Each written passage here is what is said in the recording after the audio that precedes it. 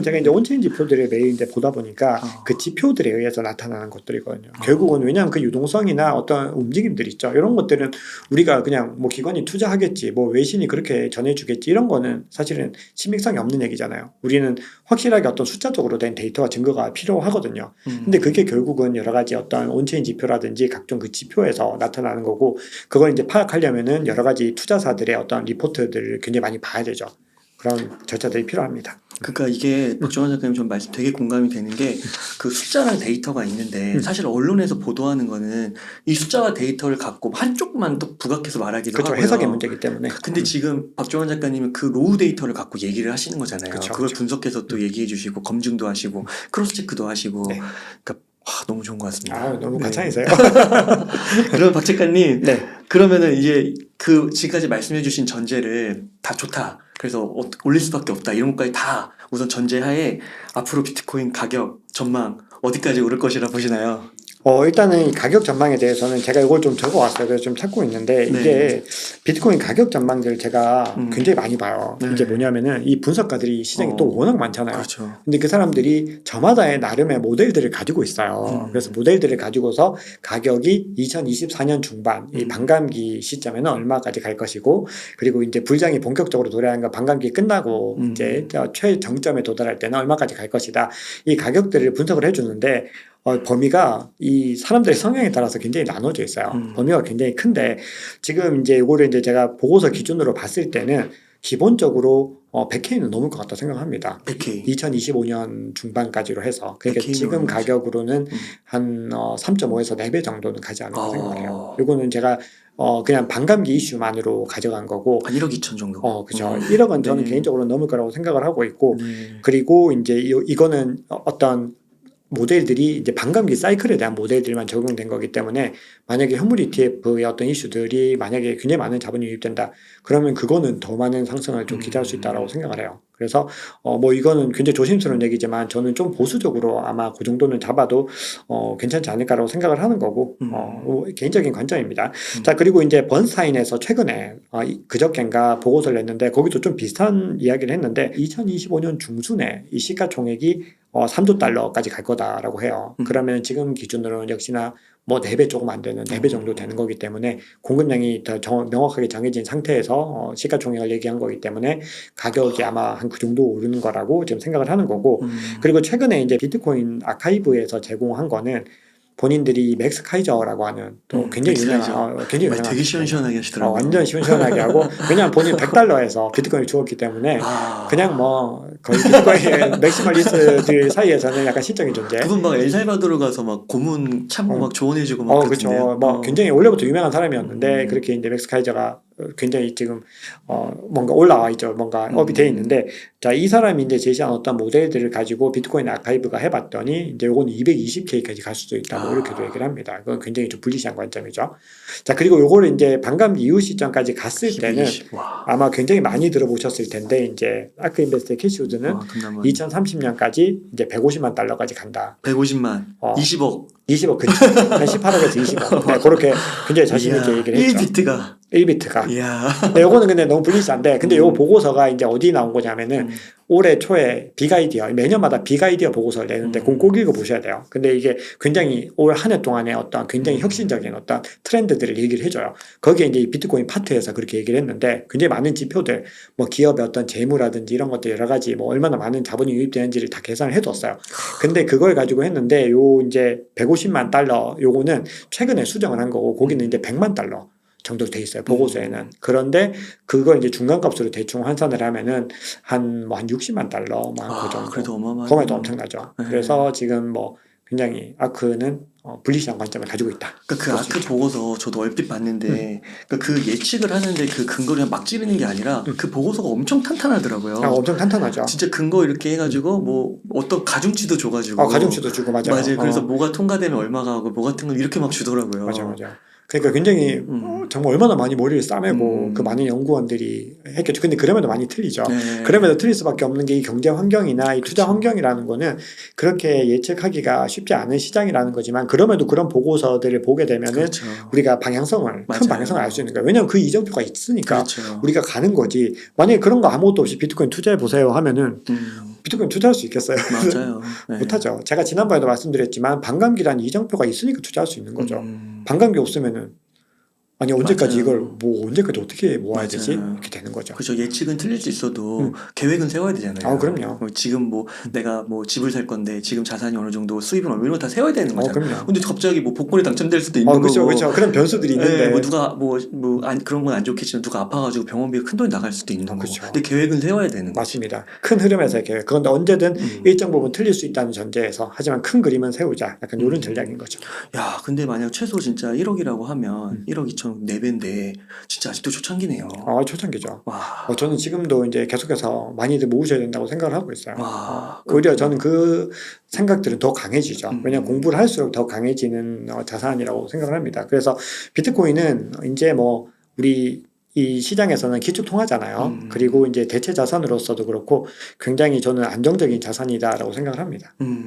그러면 그 단기적으로 지금 이렇게 그 비트코인 암호화폐 관련해서 가장 큰 이슈 중에 하나가 앞서서 얘기해 주신 그 ETF 승인이잖아요. 네. 그래서 뭐 빠르게 보는 사람들은 뭐 11월까지도 보는데 뭐 11월은 좀 지나간 것 같은데 어떠신가요?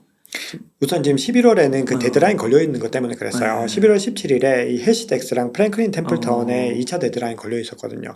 근데 둘 다 이제 기각됐죠. 기각은 됐어요. 기각이 아니고 이제 검토 이제 보류로 연기를 한 거예요. 이제 3차 아. 데드라인으로 넘길게 약간 이렇게 됐고 그래서 이제 지금 지배적인 거는 이제 다들 많이 알고 계세요. 이거는 블룸버그 ETF 팀에서 내년 1월 10일이 이제 90% 승인 가능성이 있다. 이제 그렇게 얘기를 하는 게 1월 10일이 아크 인베스트의 마지막이에요. 데드라인이 걸려 있거든요.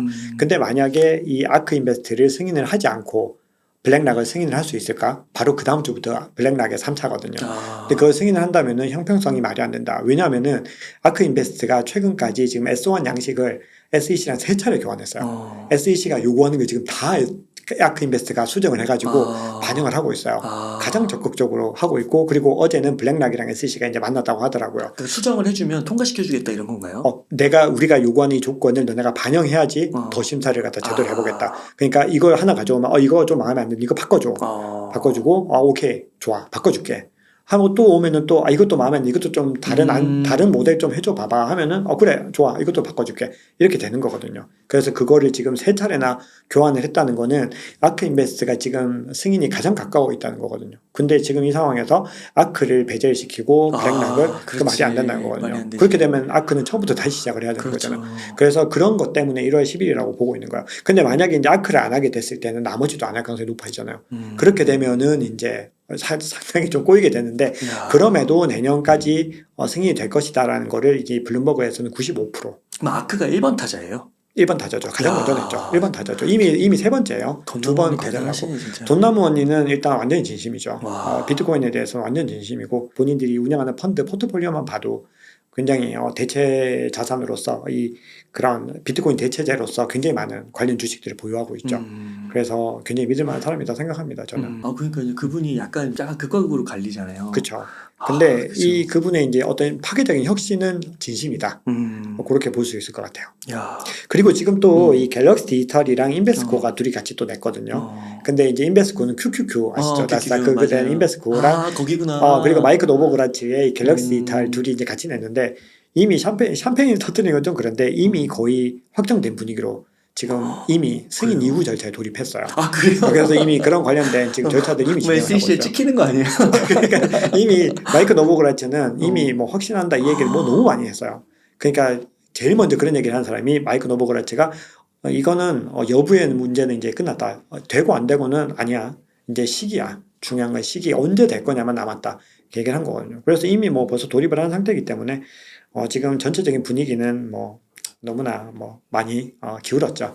그러니까 이게 통과가 되더라도 또 사후 절차가 있는 거니까. 그렇죠. 또 시간이 좀 필요하죠. 그리고 거기에 돌입을 한 거군요. 그렇죠. 와, 그 돈나무 언니가 그 아크가 그게 방주 그렇죠. 방주란 뜻이에요. 그래서 그 성경 노아의 방주인가 그걸 읽다가 아크라고 네. 지었다고 하는데 맞나요? 네, 맞아요. 아, 노아의 그렇구나. 방주 읽다가 1년 동안 성경을 읽다가 그때가 이제 마지막 회사인 이제 이야. 얼라이언스 번스틴이라고 하는 회사에서 그 이제 본인의 입지가 너무 좁아져서 이제 나온 거예요? 나오는 그 상황에서 아, 이제 성경책을 보면서 뭔가 마음을 다잡고 있다가 아크로 지켰어 하고 이제 항해를 시작을 한 거죠. 그러니까 이게 약간 종교성하고도 조금 이렇게 그렇게 비치는 분들이 있더라고요. 비트코인 그쵸. 하실 때. 그쵸. 그래서 약간 그 비트코인이 우리의 뭔가 경제나 뭐 삶을 약간 그럴싸하다. 맞아요. 그렇게 해석하시는 분들이 적지 않게 있더라고요. 근데 그게 맞아요. 제가 봐도 약간 음. 종교적인 부분들과 좀 연결 고리들이 조금 더 있는 것 같아요. 왜냐하면 이 정도의 자산에 투자하기 위해서는 일정 부분 어떤 논리를 좀 벗어난, 그러니까 논리를 벗어났다기보다는 논리를 좀 넘어서는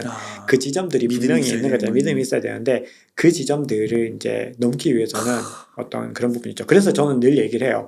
모든 분들이 비트코인 투자에 적합하지 않다. 그리고 모든 분들이 비트코인 투자할 이유가 없어요. 본인의 성향에 맞는 걸 투자하면 되지. 비트코인 많이 오른다고 무조건 누구나 다 비트코인 투자해야 한다? 그거는 뭐 아닌 거죠. 확고한 자기만의 투자에 어떤 가치가 있어야 돼요. 네. 그리고 뭐 지금 말씀 들으면 단순히 그런 뭐 맹목적인 믿음이 아니라 온체인 데이터, 숫자와 데이터의 근거에서도 말씀을 해주시니까요. 네. 그런 같이 가면 그게 이제 불확실성에 베팅을 하는 거고 하이 리스크 하이 리턴이니까 큰 수익으로 돌아올 수 있는 거. 그렇죠. 맞아요. 그러면 만약에 1월 10일에 아까 11일이라고 하셨나요? 1월 10일. 10. 네. 그럼 그때 이게 거절이 돼요. 네. 그러면은 그 이후에도 가능성이 있는 건가요? 또 통과되는 그런 거예요? 그럼요. 지금 이제 이미 그 이후에도 충분히 가능성은 열려 있죠. 왜냐면은 이 블랙락의 마지막 파이널은 3월인가 4월에 있어요. 아마 3월 달일 거예요. 그때까지 충분히 가능성은 열려 있는 거고 그 사이에 또 아크 인베스트도 수정 보완해서 재제출할 수 있죠. 그렇기 때문에 우리가 이제 1월 11일 너무나 또 이게 왜냐하면 사람들이 너무 거기에 이제 몰입을 하게 되면 다 거기가 된다고 확정적으로 믿고 있는데 그런 또 타이밍은 안 줄 가능성이 있죠. 충분히 10% 이상의 여진이 저는 있다고 생각하고 오히려 만약에 기습적으로 한다면은 최근에 가짜 뉴스 뜨면서 했잖아요. 맞아요. 갑자기 기습적으로 연내도 할 수 있죠. 왜냐하면은 이미 데드라인이 거기에 걸려 있는 거지. 만약에 모든 이 회사들이 기관들이 다 수정안을 다 제출을 마무리를 했어요. 그러면 언제 지금 승인을 해줘도 아무 상관이 없는 시간이에요. 이건 데드라인이 거기 걸려 있는 거지 꼭 그때 해줘야 한다 이런 개념은 아니거든요. 그래서 올해 언제든지 저는 열려 있다라고 생각을 합니다. 그래서 12월 달도 뭐 기대해 볼 수도 있는 거고요. 그렇기 때문에 어떻게 보면 이제 마음이 좀 다급해질 수 있죠. 조금 더 빨리 모아야 된다라는 그런 마음이 생길 수는 있는 거죠.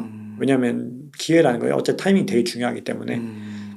정말 지금 어떻게 보면 칼자루는 이제 SEC가 준 게 아니네요. SEC는 칼자루를 이미 잃은 지가 뭐 굉장히 오래됐죠. 됐다고 봐야겠네요. 왜냐하면 그레이스케일한테도 졌고 그리고 SEC한테도 리플한테도 사실상 졌잖아요. 그리고 최근에 이제 어제 바이낸스 그 사태 때 미 법무부가 함께 올라간 건 미 재무부랑 CFTC였어요. SEC가 같이 안 간 거예요. 그런 중요한 사안에서 그 얘기는 SEC는 미국에서도 이미 입지 자체가 저는 많이 줄었다고 생각해요. 그래서 지금 이 상황들을 한번 살펴보면은 지금 SEC가 예전처럼 함부로 그렇게 했다.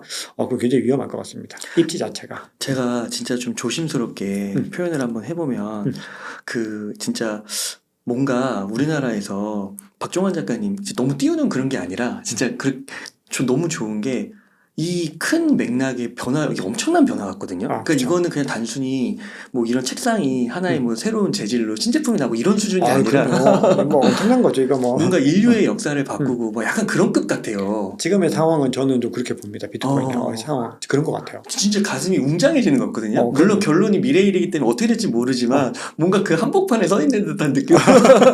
근데 저 충분히 공감 가는 게 그죠. 저도 처음에 비트코인 공부했을 때 그런 느낌이었어요. 너무 좀 웅장해지는 거예요. 이게 뭐지? 약간 스케일이 이런 너무 생각. 커. 왜냐하면 제가 그 전에 주식을 할 때는 뭐 성장주 위주로 투자를 했지만 제가 재무제표 책도 진짜 많이 봤거든요. 그러니까 맨날 숫자 보면서 막 재무제표 그거 막 영업이익, 매출, 막 순위 이런 거 보고 있다가 맨날 책 이렇게 보고 있었는데 이건 약간 너무 뭔가 다른 얘기예요. 이게 무슨 새로운 상황이지 이런 생각들을 하게 되면서 이건 공부를 한번 해보고 싶다. 이런 생각들이 들었는데, 이제 공부를 할수록 여기에 적합한 모델들과 이런 것들을 조금씩 알게 되면서, 이거는 진짜 우리가 미래를 위해서 공부해 볼 만한 정말 충분한 가치가 있다. 그렇게 생각을 했던 거죠. 그러니까요.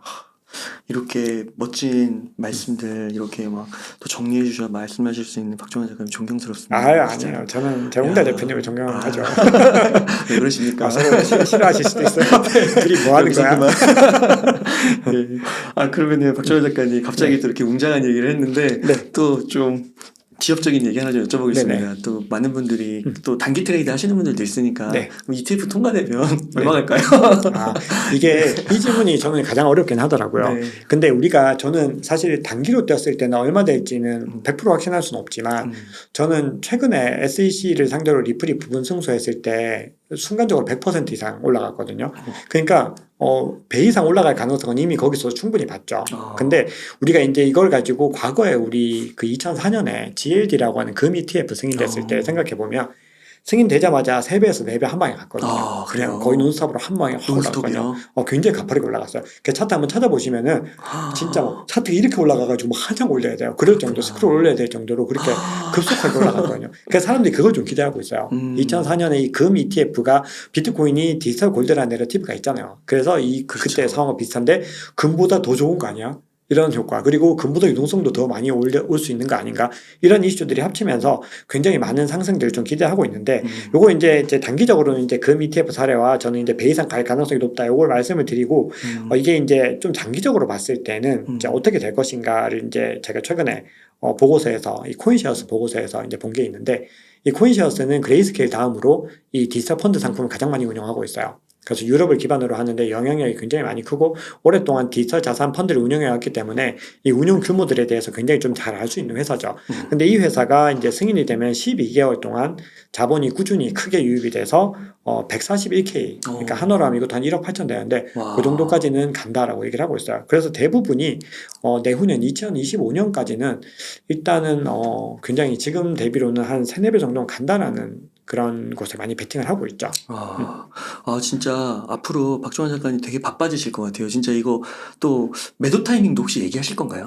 매도 타이밍은 지금은 말씀 못 드려도 나중에는 이제 좀 말씀을 드려야 될 순간들이 오겠죠. 왜냐하면은 이거를 이제 장기적으로 뭐 2030년까지 가지고 간다라고 하면은 뭐 계속 모아 나가는 건데, 사실은 우리가 여러 가지 사이클들에 대한 어떤 감안들을 하게 됐을 때는 어쨌든 현금에 대한 어떤 흐름들을 그쵸. 만들어주는 건 전 중요하다고 생각하거든요. 그러니까 무조건적으로 어떤 절대적인 원칙처럼 무조건 계속 모아 나가야 돼, 요거는 좀 저는 이제는 조금 그 부분에 대해서 동의하기가 좀 어렵고, 장기적으로 모아 나가야 되지만 그래도 적절한 순간에서 더 효율적인 판단을 할 수 있는 분이라면 그걸 해도 괜찮다라고 저는 생각을 하는 거죠. 그리고 향후에는 또 이 포트폴리오 리밸런싱을 통해서 알트코인 투자 안 하시겠어요? 그렇죠. 해야죠. 다들 투자하시죠. 맞아요. 그렇기 때문에 이거는 뭐 누가 말린다고 되는 것도 아니고요. 또 말려야 될 것도 아니고, 어쨌든 그 현상들은 일어나게 될 거고, 지금 레이어원 코인들 펌핑 되잖아요. 뭐 솔라나, 아발란체, 맞아요. 뭐 최근에 막 폴리곤도 그렇고 되게 많이 뜨잖아요. 그런 현상들이 계속해서 일어날 수밖에 없는 상황이거든요. 그래서 그런 것들을 감안을 해야 되는 거죠. 진짜 그때 이 장기 홀더, 아까 쇼텀 홀더, 단기 홀더 이런 거 분석해 주셨잖아요. 네. 그런 거 방송 꼭 해주셔야 될 것 같아요. 네네. 그런 진짜. 것들은 계속 시시각각 변하는 것들을 계속해서 말씀을 드리죠. 앞으로 너무 바빠지실 것 같은데요. 더 바빠지면 좋겠어요. 그만큼 제가 조금 더 바빠진다는 건 시장이 잘 되고 있다라는 증거로 봐야 되는 거니까 너무 좋은 거죠. 우리 투자자분들 입장에서도. 야, 그렇구나. 그러니까 이렇게 볼 때 진짜 비트코인을 조금이라도 담아야 될 것 같긴 한데, 지금 또 근데 현실적으로 이런 고민을 하시는 분들도 있는 것 같아요. 그러니까 그래도 5천만 원이잖아요. 지금 네. 뭐 4,900, 4,5천 막 이러니까 너무 비싸게 느껴지시는 거예요. 그래서 여기서 한 번만 더 떨어지면 한 10%, 20%한 번만 더 떨어지면은 매수하겠다, 이렇게 또 접근하시는 분도 있을 것 같거든요. 그쵸. 어떻게 보세요? 근데 커뮤니티의 분위기를 보면은 의외로 그렇게 떨어지면은 오히려 저는 이제 그 얘기를 그렇게 안 믿었어요. 당연히 우리는 확고한 믿음이 있고 떨어지면 확 담아야 되는데 오히려 떨어지고 나면은 사람들이 더 떨어질 거라 생각해요. 오히려 더 떨어질 거라 생각하더라고요. 맞아요. 그러니까 이렇게 되면 사야 되나 어떻게 해야 되나 되게 고민들을 하시는데 그렇게 접근하기는 조금 힘들 것 같아요. 그냥 지금 상황에서는 기본적으로 어느 정도의 금액은 조금씩 담으시고, 그리고 이제 조정 왔을 때를 대비해서 좀 남겨두시는 전략을 가셔야 될 것 같고, 그리고 또 하나는 이제 DCA라고 해서 되게 유명하잖아요. 네. dollar cost averaging으로 그냥 매달마다 매주마다 조금씩 계속 모아나가는 것도 저는 이런 것들 판단하기 어려우신 분들은 그냥 그렇게 가시는 것도 괜찮다고 생각하거든요. 그리고 또 이제 이게 어디까지 떨어질지 모른다는 게 문제잖아요. 네. 이게 뭐 어떤 이제 전문가들은 이제 30K 밑으로 안 떨어져라고 얘기하는 사람들도 있어요. 또 어떤 사람들은 훨씬 더 떨어져라고 얘기하는 사람도 있는 거죠. 저마다 가지고 있는 어떤 해석할 수 있는 툴들이 다른 거예요.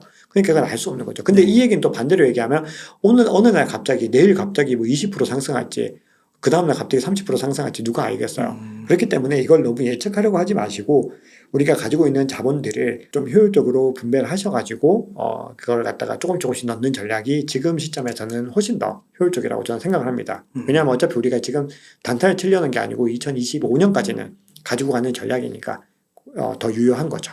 그 최근에 그 감동받은 게 그 마이크로 스트래티지 그 마이클 세일러가요. 한 2, 3년 동안 계속 샀잖아요. 계속 샀어요. 근데 계속 마이너스였잖아요. 계속 마이너스고 네. 그냥 굉장히 크게 마이너스를 해도 계속 샀어요. 그냥. 계속 달러 코스트 에버리징 뭐 그렇게 정기적으로는 모르겠지만 계속 샀잖아요, 진짜. 네, 맞아요. 그러더니 이제 수익 플러스로 돌아섰더라고요. 수익 플러스로 돌아섰고 지금 마이크로 스트래티지의 주식도 있죠. 주식이 거의 뭐 모든 주요 주식을 다 압도하고 있죠. 이미 마이크 셀러는 굉장히 똑똑한 사람이었던 거죠. 모든 걸 다 이룬 거죠. 돈도 없고 명성도 없고 다 얻은 거예요. 그게 보니까 그 투자 이익이 2조라고 그러더라고요. 그러니까요. 워낙 많이 사가지고 맞아요. 상장 기업 중에서는 1위거든요. 보유량 1위이기 때문에 뭐 엄청나게 물량을 많이 가지고 있죠. 근데 이분도 평단이 4천이더라고요. 그러니까 사실 4천 넘은 지 얼마 안 됐잖아요. 그렇죠. 그러니까 그걸 계속 견딘 거잖아요. 계속 견딘 거죠.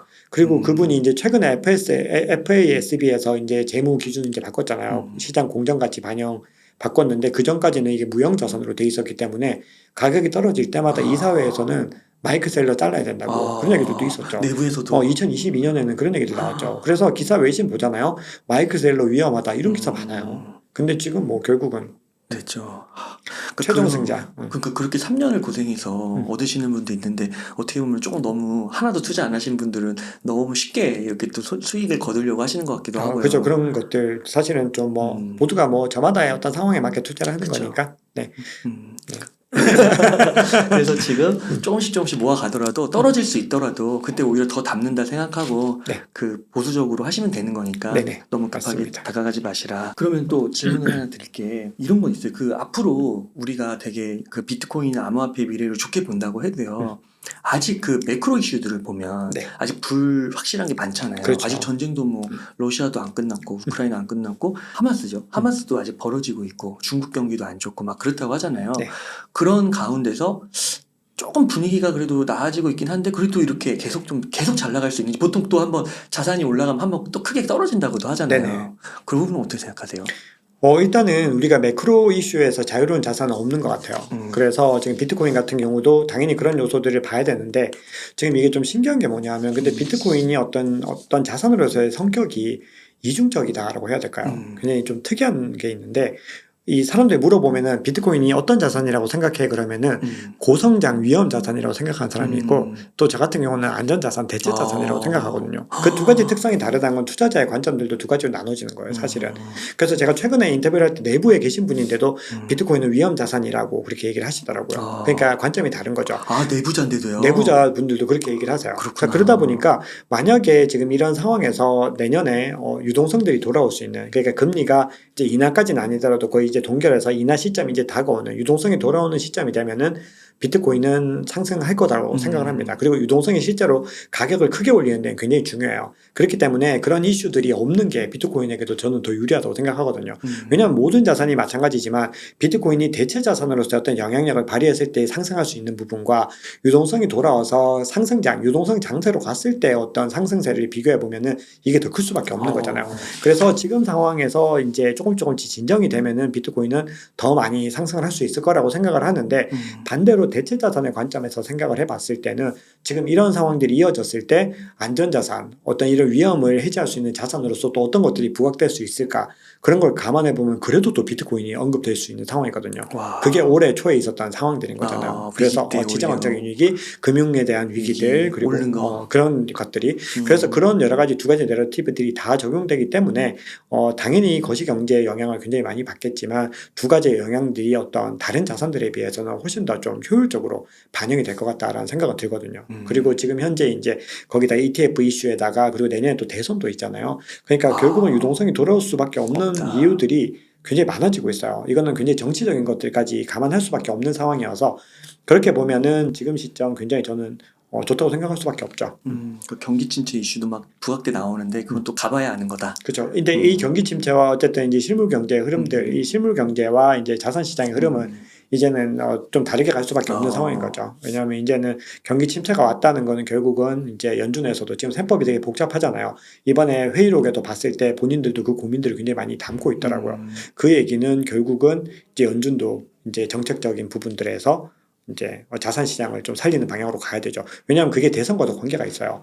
연준이 그런 상황들이 되면은 이 누가 대선이 되든 어쨌든 지금 현재 바이든 행정부에 대한 어떤 경제적인 그런 부분들을 좀 신경을 쓸 수밖에 없죠. 그러다 보면은 이제 정책적으로 유동성들을 공급하는 방향으로 이제 가게 될 겁니다. 그래서 정말 갑자기 말도 안 되는 정말 코로나처럼. 코로나처럼 그런 사태가 터지거나 아니면은 뭐 갑자기 전쟁이 어마어마하게 확전이 되거나 네. 그러면은 뭐 이거는 모든 그렇죠. 어떤 프랙탈들이 무효화가 되는 네. 거죠. 근데 그게 거기다 아니라면 걸기엔 그쵸.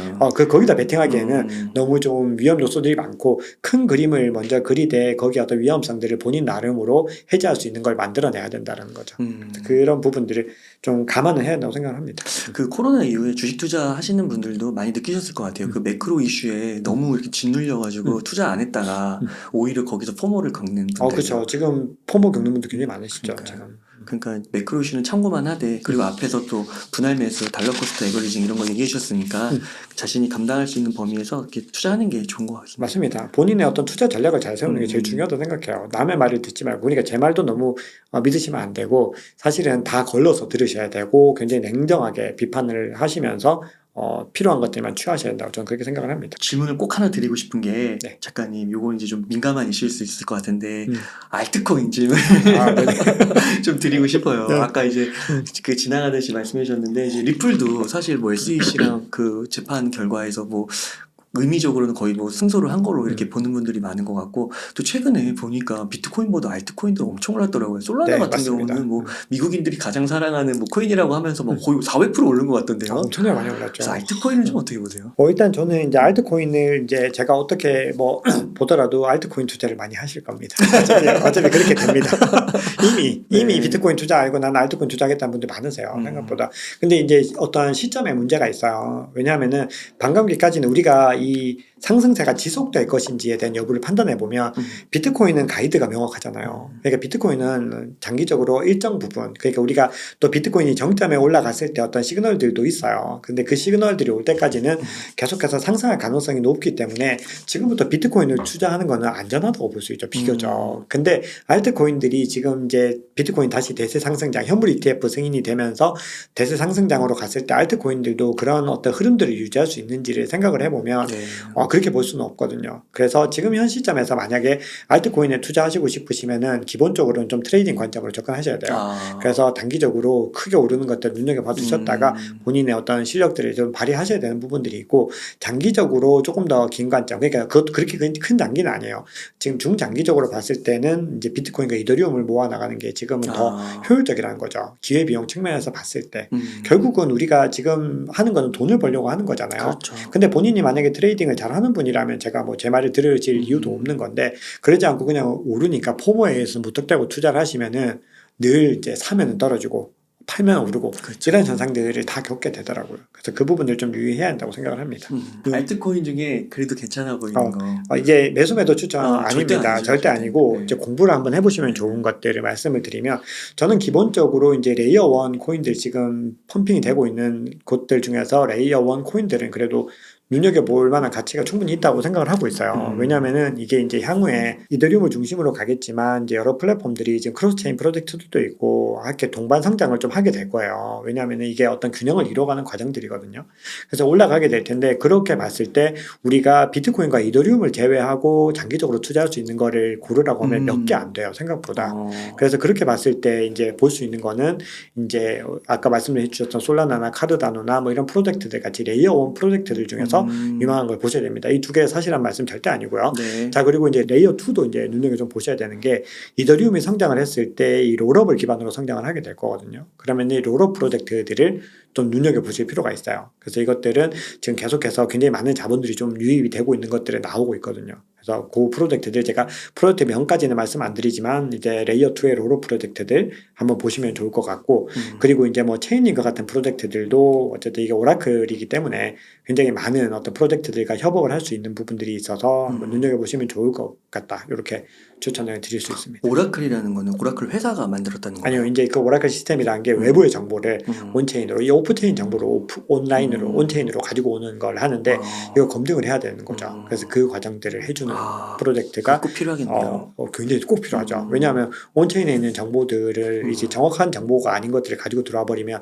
이미 전제가 틀렸잖아요. 그렇구나. 잘못된 정보를 온체인에서 아무리 해봤자 이미 틀린 야. 거를 가져왔기 때문에 그걸 이제 해주는 것들이 이제 체인링크. 체인링크인데 이게 이제 뭐 최근에 JP 모건과도 뭐 협업을 한다고 하고 그리고 이제 제가 JP 모건은요 이게 최근에 이제 스위프트와도 협업을 한다라는 스위프트.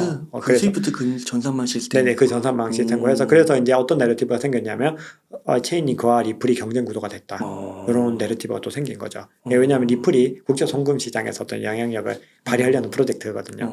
그래서 그런 이제 대립 구도를 만드는데 뭐 그건 이제 사실이 아닌 것 같고요. 저마다 이제 성격이 다르기 때문에 리플 같은 경우도 뭐 제가 뭐 추천드리거나 그런 건 아닌데 일단은 이제 한번 공부해 볼 만한 가치가 저는 있다고 생각을 합니다. 참 알트코인 얘기할 때는 좀 보면은 참 이름들이 다 멋있는 것 같아요. 이름이 진짜 멋있습니다. 무엇 하나 안 멋있는 이름이 없어요. 폴리곤? 뭐 폴리곤. 아발란체 뭐 이런 거 있잖아요. 다 아발란체, 너무 멋있는 것 맞아요. 같아요. 네.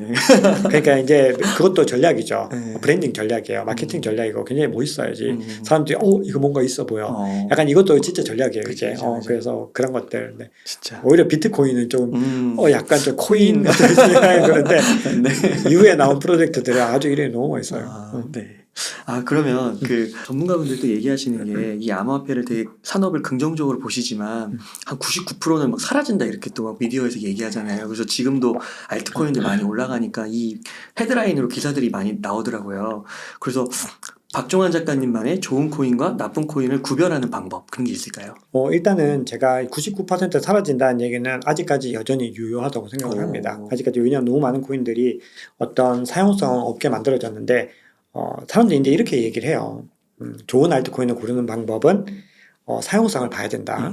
그리고 어떤 문제들을 해결해야 되고 어떤 이 문제들을 해결하는 방법들이 타당한지 이런 것들을 봐야 된다. 뭐 이렇게 설명을 해주시고 그게 이제 실제적으로 VC에서 이제 활용하는 방법들인데 그거를 이제 개인 투자자들이 할 수 있나요? 할 수가 없죠. 네. 혹은 뭐 백서를 읽어봐야 된다. 뭐 이렇게 얘기를 그것도. 하는데 백서를 이제 저도 이제 백서 한번 봐주세요 하고 오는 경우가 간혹 있어요. 읽어보면 프로젝트의 어떤 상황과 상관없이 굉장히 멋있게 잘 쓰여져 있어요. 그러니까 백서로 알트코인을 백서를 통해서 뭔가를 파악하겠다? 그건 굉장히 오산이라고 생각해요. 그런 거는 거의 불가능에 가깝습니다. 실제 상황과는. 그럼 결국은 우리가 이걸 보려면 뭘 봐야 되냐? 팀을 봐야 되거든요. 어떤 팀이 하고 있느냐? 근데 우리가 그 팀을 만날 수 있느냐? 못 만나죠. 그러니까 우리는 결국은 알트코인을 투자할 수 있는 가이드가 없다는 얘기예요.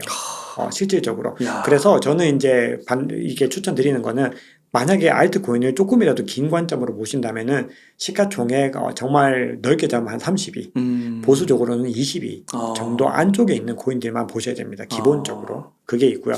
정말 넓게 잡아도 50위권 밖을 넘어가는 프로젝트들은 굳이 투자 안 해도 되잖아요. 자, 그런 부분들이 있고요.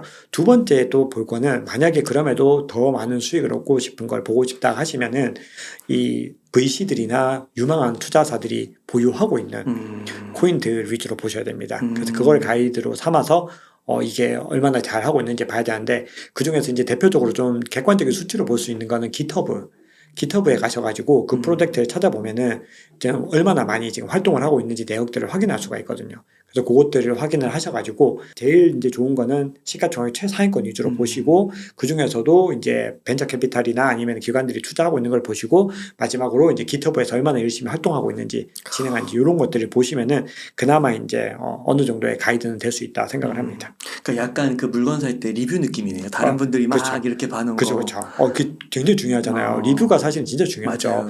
대부분 저도 이제 살 때 그렇고 저희 와이프도 리뷰를 엄청 열심히 첫 읽어봐요. 번째지, 거의. 이게 첫 번째거든요. 그러니까 이건 알트코인은 그럴 수밖에 없어요. 그게 이제 완전 예외인 거는 비트코인과 이더리움 이 두 가지만 좀 예외인 거고 나머지는 거의 그렇다고 보셔야 되고 그리고 아까 제가 레이어 1 말씀드렸는데 그 위에서 올라가는 이 유틸리티 토큰들 있죠. 그런 것들은 기본적으로는 좀 단기 트레이딩으로 접근하셔야 돼요. 네. 이거의 어떤 가치들을 내가 지금 알아보겠다. 물론 거기서 굉장히 크게 뜨는 프로젝트들이 있죠. 과거 예를 들어서 뭐 엑시 인피니티라든지 아니면 샌드박스 같은 프로젝트들도 있고 뭐 굉장히 유명한 프로젝트들이 또 있어요. 뭐 디센트럴랜드도 있고. 근데 이제 그런 프로젝트들을 내가 찾아낼 수 있을까 생각을 해보면은 그거는 어떻게 보면은 많이 올랐을 때 결국 찾아내는 거거든요. 네. 그렇기 때문에 너무 초입해서 많은 수익을 얻기보다는 안정성과 수익성을 동시에 좀 고려하자. 이게 좀 좋은 전략이라고 봅니다. 비트랑 이더는 안 없어지는 거죠? 그 둘은 이제 기축 통화인 거죠. 네. 그냥 이더리움도 이제 이더리움 네트워크의 기축 통화잖아요. 음. 그러니까 그 둘은 저는 기본적으로는 안전하다고 생각을 하는데 그 중에서도 비트코인도 훨씬 안전하죠. 아유 뭐 그 비트코인하고 이더리움만 해도 수익률이 어마어마한데 굳이 그럼요. 막 리스크를 안 해가지고 그렇죠. 거기까지 너무 갈 이제 그렇게까지 필요는. 위험을 하니까 그쵸. 지금 알트코인 많이 사신 분들은 어. 엄청 마이너스 심하실 거 아니에요. 아 그러겠네요. 막 이제 물어보니까 막 마이너스 95%도 있더라고. 근데 그런 아직까지도. 거니까 안 올라갈 여지도 있는 거잖아요, 그죠? 안 올라갈 여지가 있고 사라질 여지도 있죠. 아. 아까 99% 사라진다고 했던 사라지는 거랑 거죠. 똑같아요. 왜냐하면은 매년마다 이 메타가 바뀌어요. 흐름들이 계속 바뀌는 거거든요. 근데 옛날에 또 예를 들어서 이게 너무 극단적인 예지만 지금 스마트폰 쓰다가 갑자기 피처폰 쓸까요? 안 쓰잖아요. 그럼 끝나는 거구나. 그런 논리로 봐도 되거든요. 그러니까 살아날 수 있는 가능성이 있는 것도 있지만 뭔가 그 프로젝트만의 특성. 그러니까 지금 새로 나오는 프로젝트들은 더 우수하잖아요. 근데 이 프로젝트들이 하지 않은 걸 해야 돼요. 근데 그거가 아니면은 이 프로젝트를 왜 굳이 내가 이용을 해야 되지? 이렇게 했을 때 답을 못 찾으면 그거는 이제 가능성이 좀 낮다고 봐야죠. 그럼 종환 작가님은 앞으로도 비트코인 가격이 계속 올라야 말해. 예를 들어서 막 5,000, 5,100, 5,200, 이더리움도 막 지금 300만 원인가? 막 400, 500 이렇게 가요. 그럼 계속 사실 거예요? 일단은 기본적으로 어느 시점까지는 살 텐데 뭐 네. 너무 많이 오르면 이제는 가지고 있는 아. 물량에서 이제 다른 방법을 찾아야죠. 아. 이제 리밸런싱을 통해서 그때는 더 수익을 얻어야 되고 지금 시점에서 지금 현 시점이 이제 매입을 하기에 적합하다는 거죠. 그럼 1억 원 정도 여유가 있으면 어떻게 비트랑 이더랑 알트 어떻게 투자하실 거예요? 지금 만약에 1억이 있으면은 이거 제가 제 채널에서도 출연자분들께 꼭 여쭤보는데 네. 와, 한 번도 예외가 없었어요. 어. 모든 분들이 100%다 똑같은 대답을 그래요? 했어요. 뭐라고 하셨냐면 80%는 비트코인, 아. 20%는 이더리움이라고 모든 전문가분들이 너무 동일하게. 그래서 제가 이제 한 분은 이러더라고요. 본인이 이 질문을 받고 좀 재밌게 답을 하고 싶은데 이렇게밖에 답을 할 수 없다는 거예요. 그래요. 근데 중요한 거는 우리가 이 투자를 방송 카메라 끄고 얘기하시는 거 아니에요? 아니 그 투자를 재미있게 하려고 하는 건 아니잖아요. 그렇죠. 그러다 보니까 지금 이 시점에서는 비트코인을 비중 있게 담아야 되는 건 맞는 것 같아요. 근데 만약에 내가 그럼에도 싫어, 나는 비트코인 말고 뭔가 더 수익을 더 하겠어라고 하면 이제 이거 기본을 좀 깔아줄게요. 만약에 연배가 있으신 분들이다. 자, 그러면은 비트코인은 무조건 80% 이상 무조건 하셔야 돼요. 이건 하셔야 되는 거고 나머지 20%를 이더리움을 담던가 아니면 이더리움이랑 다른 알트코인들을 담는 건데 이제 젊은 분들 같은 경우는 너무 나는 전투적인 투자를 좋아한다. 그래도 50% 이상은 비트코인을 담아야 돼요. 그거는 저는 확고하게 그렇게 생각을 하고 있어요. 50%를 담고 나머지 중에서 한 20%는 또 한번 이더리움 담고 나머지 30%로 이제 본인이 하고 싶은 걸 해보는데 만약에 그러다가 수익이 100% 이상 났어요. 그러면 이제 원금 회수할 수 있잖아요. 그렇죠. 그다음부터는 이제 뭐 잉여 자금인 거잖아요. 이제 수익을 번 걸로 원금 잃지 않는 자금. 그거는 이제 조금 더 공격적으로 리밸런싱 할 수 있죠. 그거는 뭐 비트코인 한 30%만 투자하고 더 많은 돈 알트코인 한번 그렇지. 투자해볼 수도 있고. 그러니까 이런 투자 전략들을 우리가 너무 이게 오르니까 엄청나게 많은 돈을 벌 거에만 포커싱을 하면은 장기적으로 봤을 땐 다 마이너스거든요. 네. 그렇기 때문에 우리가 이거를 이제 조율을 해야 된다는 거죠. 그렇죠. 그러면은 작종원 작가님께서는 이더리움의 상승률이 만약 25년까지 보면 비트보다 더 높을 거라고 보세요? 저는 비트코인보다 조금 더 높을 거라고 생각해요. 그래요. 지금 현재로는 낮죠. 지금은 연으로 보면 올해는 굉장히 많이 벌어서 비트코인이 압도했죠. 이더리움을 거의 압도했죠. 그러면 오히려 약간 저평가라고도 볼 수 있겠네요. 오히려 상대적으로는 저평가라고 볼 수 있죠. 그렇구나. 그러니까 우리 이제 저평가된 자산을 해야 되는데 근데 지금 이더리움이 특별한 이벤트가 좀 없어요. 없기도 하고 지금 뭐 여러 가지 뭔가 좀 지지부진한 움직임인 건 맞죠. 근데 이 움직임들이 계속 가게 될 것이냐 보면 또 그렇진 않은 게 이더리움 최근에 이제 내가 그저께인가 본 온체인 지표에서는 이더리움 고래들은 그래도 계속 담고 있더라고요. 그래요. 그러니까 그런 움직임들을 보면은 지금 이제 이것도 어떻게 보면은 응축되고 있는 과정이다 볼 수 있죠. 조금만 세부적인 질문 하나만 드리면 그 미국에서 미국인들이 제일 사랑하는 코인이 솔라나라고 하는데 네. 그 솔라나가 속도가 이더리움보다 훨씬 빠르다. 훨씬 빠르죠. 훨씬 빠르다. 비교할 수 없이. 그리고 그 가격, 그 수수료인가요? 그것도 엄청 싸다. 거의 무료에 가깝다. 그러면서 이더리움을 이길 거다. 막 이렇게 얘기하는데 그건 좀 어떻게 생각하세요? 솔라나가 이더리움을 이길 일은 저는 없다고 생각합니다. 그래요? 저는 없다고 생각해요. 왜냐하면 그냥 속도만 빠르게 한다고 하면은 이 블록체인의 특성이라고 볼 수가 없어요. 이미 솔라나 같은 경우는 이미 오류도 많이 일으켰고 그리고 초기 토큰 배분부터 해서 지금 아직까지도 물량 자체가 굉장히 중앙화되어 있잖아요. 그래서 지금 솔라나가 올라가는 거는 전형적으로 계속 펌핑을 하는 거예요. 네. 그건 왜냐하면 근본이 바뀌지 않았기 때문에. 근데 다만 제가 예전에 왔을 때도 솔라나에서는 좀 안 좋게 얘기했잖아요. 조심했는데 FTX 사태가 터지기 전과 후를 비교를 해보면 그래도 지금 솔라나는 그 당시보다는 오히려 상황이 좋다고 생각을 해요. 왜냐면 그 과정들을 다 이겨내고 어쨌든 지금 계속해서 네. 부각이 되고 있고 새로운 시도를 하고 있다는 거는 굉장히 어떤 핫한 느낌으로 봤을 때는 좋다고 볼 수 있는데, 이거를 우리 블록체인의 어떤 요소들, 뭐 안정성이나 아니면 보안에 관련된 거, 탈중앙화, 이걸 다 고려를 했을 때 이더리움과는 사실은 비교하기에는 좀 거리는 아직까지는 크죠. 그런 요소들은 그냥 속도가 겁나 빠르다, 이런 느낌. 그리고 굉장히 북미에서 인기가 굉장히 좋다. 그래서 사람들이, 젊은 사람들이 굉장히 뭔가 멋있어 솔라나, 약간 이런 느낌이 있거든요. 그렇다고 이제 솔라나가 안 오를 거라는 게 아닙니다. 그거는 전혀 아니고요. 그러니까 솔라나는 앞으로 기본적으로 어느 정도 상승 추세를 계속해서 이어가고 장기적으로도 어느 정도는 전 좋다고 생각을 하지만, 그럼에도 결정적인 순간에 뭔가 문제를 일으킬 가능성은 여전히 많이 남아있다, 저는 그렇게 그리고 생각합니다. 진짜 너무 많이 오르긴 했어요, 단기적으로. 너무 많이 올랐고 지금 물량들에 대한 부분들도 지금 원래는 그 물량들을 이제 빨리 팔라고 지금 하고 있잖아요. FTX 그 알라메다 리서치 물량들을. 근데 그걸 지금 이제 안 팔아도 된다라고 하면서 이제 뭔가 오르고 있는데, 그럼에도 지금 어떤 데드라인들이 다가오는 부분들이 있거든요. 그렇게 되면은 결국은 어쩔 수 없는 여러 가지 상황들이 직면하면서 이제 겪게 되는 매도 물량들도 있기 때문에 우리는 그걸 좀 많이 유의해서 보셔야 돼요. 그러니까 꼭 보면 좀 잘 나가다가 갑자기 매도 물량이 나왔어. 그래서 수요 공급의 문제잖아요. 그쵸. 이거는 내재가 가치가 없기 때문에. 맞아요. 그것도 내려앉히고. 유상증자하고 뭐. 그래서 이게 똑같은 거예요. 주식으로 따지면 유상증자 네. 똑같은 거거든요. 네. 맨날 뜸만 있으면 증자를 해버리는 거거든요. 그래서 그런 부분들 좀 고려를 해보면 더 장기적으로 더 좋은 거는, 제가 방송에서 뭐 드리는 말씀이 아니라 진짜 지금은 비트 이더를 중심으로 해야 되고, 향후에 이제 시장의 상황에 따라서는 리밸런싱을 해서 조금 더 진취적으로 투자를 해보시면 좋다, 뭐 이렇게 말씀을 드릴 수 있죠. 정원 작가님, 한 가지만 더 여쭤볼게요. 네. 올트먼. 네. 그 올트먼이 월드코인. 네. 요즘에 이슈가 많아서 그런가 또 잘 오르더라고요. 네네, 이슈에 월드코인은 의해서. 월드코인 어떻게 보세요? 저는 월드코인은 기본적으로 그렇게 뭐 좋아하는 관점은 아닙니다, 개인적으로. 왜냐하면 너무 좀 중앙화되어 있는 부분들이 많이 있어요. 너무 많이 중앙화되어 있고, 거버넌스도 굉장히 중앙화되어 있고, 그리고 그 기구에서 이제 오브에서 하는 그 과정들도 다 중앙화의 과정들이거든요. 그래서 지금 요거는 샘 알트만 변수에서 이미 움직인다는 게 확인이 된 거죠. 어떻게 보면 일종의 약간 뭐 도지코인이랑은 다릅니다. 도지코인은 충분히 탈중앙화되어 있어요. 근데 이거는 중앙화되어 있어서 다르지만, 어쨌든 도지코인이 이번에 스페이스X 이슈 때문에 왔다 갔다 지금 또 날아갔다가 올라갔다 막 미사일 그 로켓 발사랑 막 같이 가거든요. 그래서 약간 그런 느낌이 되어버려가지고 굉장히 좀 어떤 근본을 확인하기는 좀 어렵다. 다만 월드코인의 취지는 여러 가지로 좀 굉장히 좀 생각해볼 만하다, 그렇게 생각을 하죠. 네. 그래서 지금 말씀해주신 월드코인은 절대 추천이 아니고 한번 공부해 볼 만하다. 추천은 절대 아닙니다. 절대 월드코인은. 아닙니다. 절대 월드코인은 절대 추천 아니고, 저도 월드코인은 전혀 추천도 아니고 아예. 네네. 그냥 공부를 해보고, 왜냐면 샘 알트만이라는 사람이 있고, 그리고 이거는 어차피 사람들이 또 이렇게 너가 뭐 그렇게 했는데 가격이 올라서 이럴 수도 있어요. 근데 이거는 세력들이 마음만 먹으면은 이 정도 시가총액은 그냥 너무나 가볍게 올려요. 지금 펌핑 되는 거 봐도 아주 작은 유동성. 왜냐면은 이 현물 거래량, 아까 제가 말씀드렸다시피 지금 공급량이 이거밖에 없는데, 이게 지금 뭐 때문에 올라가냐? 선물 거래들이 지금 다 흔들고 있는 거잖아요. 그러다 보니까 이거는 마음만 먹으면 언제든지 펌핑이 될 수 있어요. 근데 마음만 먹으면 펌핑이 됐다는 거는 마음만 먹으면 가격이 내려가는 그렇죠. 거예요. 펀더멘털이 아닌 거니까. 펀더멘털이 없는 거죠. 그래서 그 부분을 제가 말씀을 드리는 거예요. 너무 중요한 포인트 짚어주셨고, 네. 그래서 80% 비트, 20% 이더가 정석이다, 우선은. 네네, 정석이죠. 이거는 게스트 분들이 딱 한 분만 예외인데, 그분도 80%는 비트코인이었는데 20%는 딴 데 투자하시겠다, 이렇게 된 거고, 거의 정석에 가깝다, 이거는. 모든 전문가들의. 네. 그리고 비트 이더로도 충분하다. 네, 지금 시점에서는 충분하다. 예. 감사합니다. 박정하 작가님, 오늘도 너무 귀중한 인사이트들 진짜 쉼없이 나눠주셔서, 아낌없이 나눠주셔서 감사드리고, 감사합니다. 끝으로 시청자님들께 한 말씀 부탁드리겠습니다. 네, 운달재판 구독자 여러분, 제 영상 또 끝까지 봐주시고 이야기 들어주셔서 너무 감사합니다. 아마 많은 분들이 2022년 이 크립토 윈터 구간을 정말 힘들게 이겨내 오셨을 텐데요.